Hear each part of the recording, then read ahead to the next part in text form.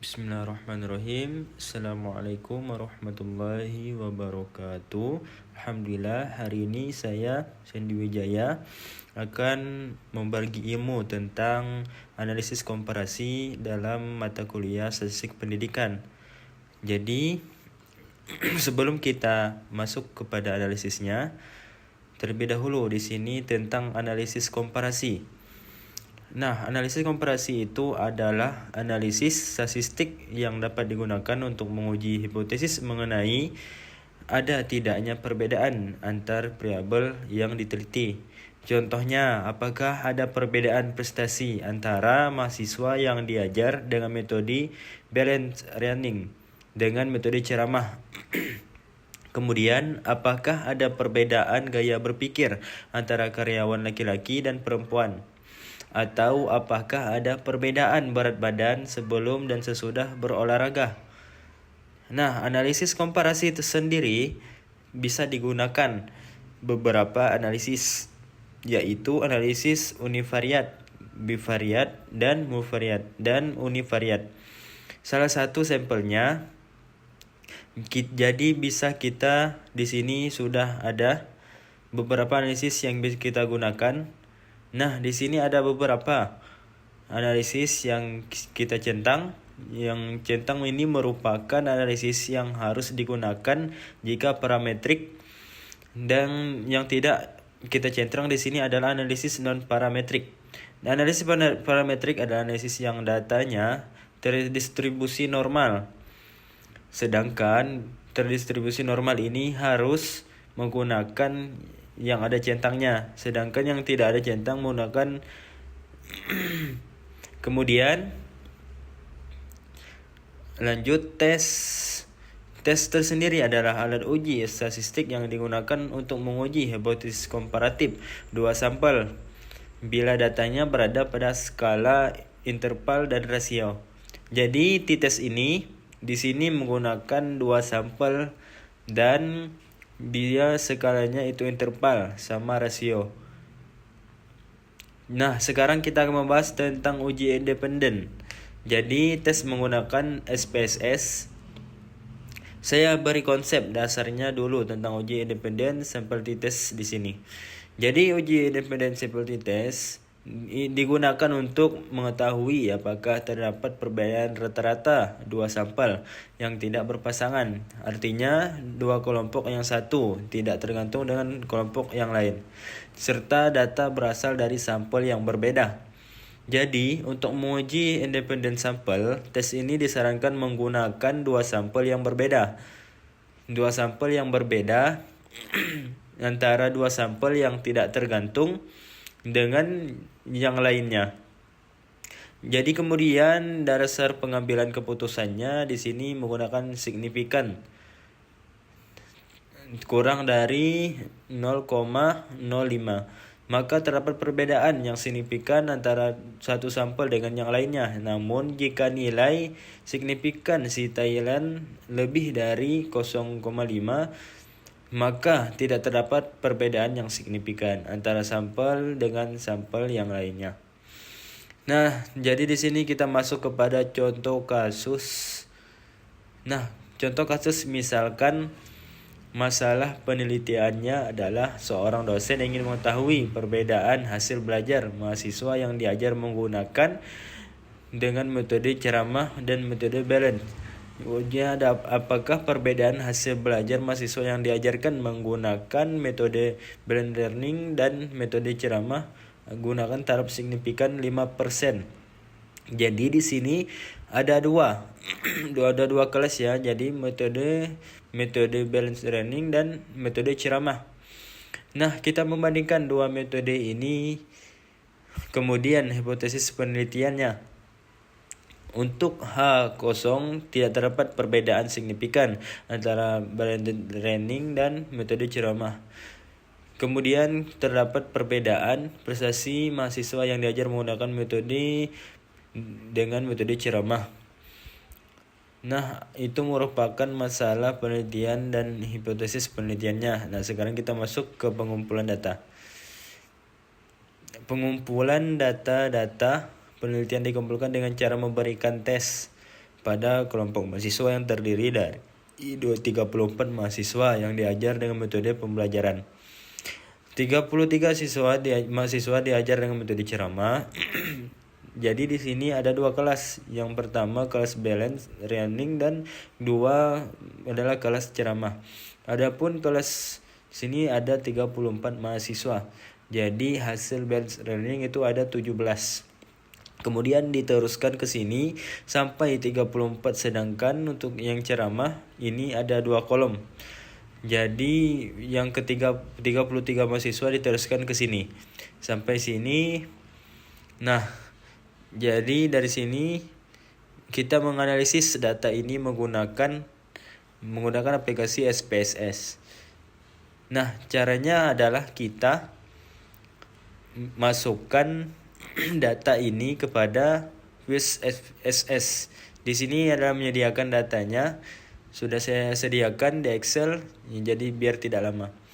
Nah, ini adalah data dari data nilai mahasiswa yang diajar dengan balance training dan copy yang balance training ini. Ctrl C, kemudian kita pindahkan views, langsung data viewsnya, kemudian klik kanan, kemudian paste, kemudian kita copy yang ceramah kita copy sampai ke bawah. Nah, sampai sini, kemudian kita Ctrl C dan paste. Kemudian kita langsung kolom pertama ke sini, langsung diteruskan di bawahnya tabel balance learning, kolom balance learning, jadi copy langsung di bawah paste. Maka di sini bentuknya akan seperti ini.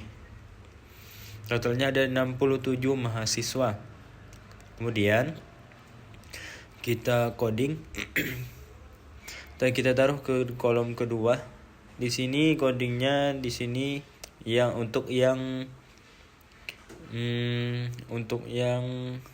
blender nih.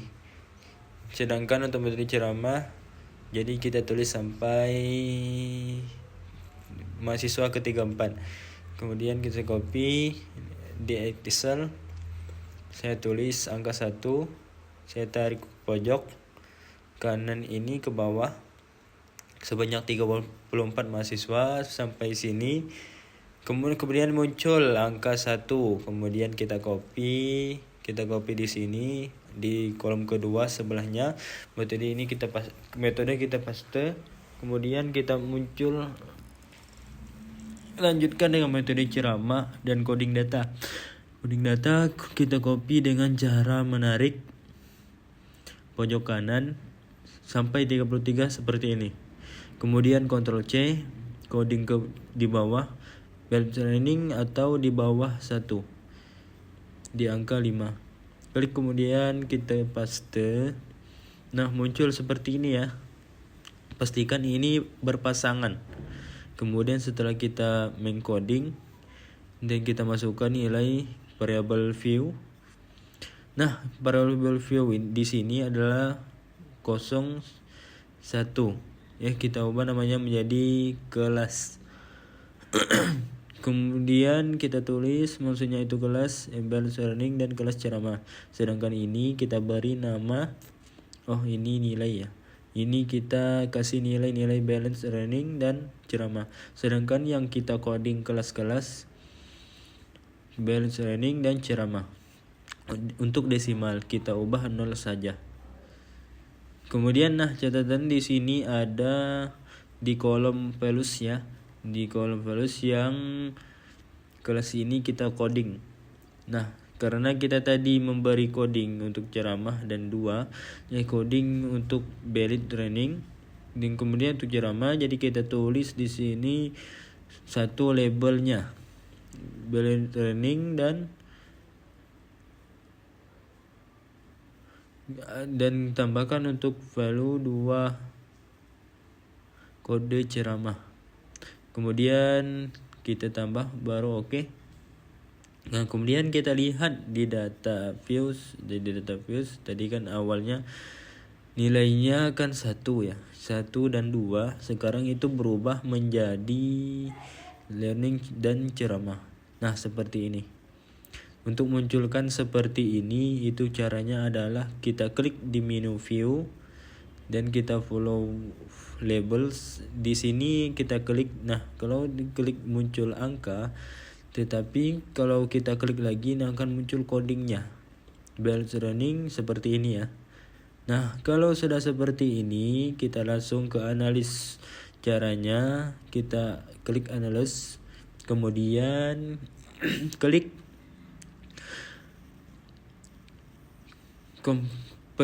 min, kemudian kita klik independent sample test.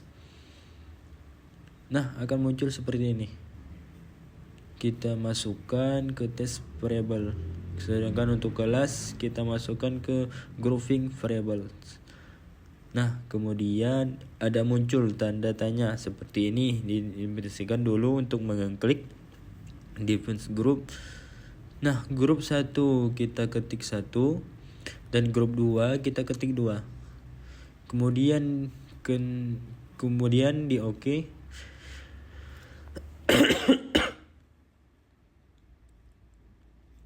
Nah akan muncul seperti ini.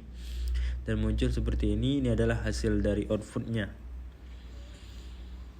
Nah ini output dari SPSS-nya. Nah dari output dari SPSS ini kita definisikan ke analis hasilnya. Nah ini kita copy ke ini yang sudah kita copy di sini. Sudah kita copy analisisnya. Ini adalah hasil dari analisis dari output analisis SPSS. Ini ya. Ini adalah cara mengidentifikasi. Nah, jadi outputnya di sini ada dua jenis output. Yang pertama output grup statistik dan grup 2 independent sample test. Nah, di sini kita analisis dulu yang grup statistik, analisis data penelitian. Jadi berpasangan grup statistik yang diperoleh kelas balance learning sebesar 7,2. Sedangkan rata-rata nilai ceramah sebesar 72,58. Nah, di sini balance learning 7 untuk ceramah 72. Dan kalau kita perhatikan dari output ini nilai rata-ratanya mungkin sekilas terdapat perbedaan hasil belajar antara dua kelas. Namun untuk menguji signifikansi perbedaan tersebut, kita memperhatikan tabel independen sampel kasusnya. Perhatikan output yang keduanya. Dari output yang kedua, kita menganalisisnya. Yang pertama berdasarkan signifikan totalan, yang berdasarkan taraf berdasarkan signifikan si Thailandnya diperoleh 0,026. Yang si ini untuk Thailand diperhatikan kolom yang di atas tulisannya 0,026.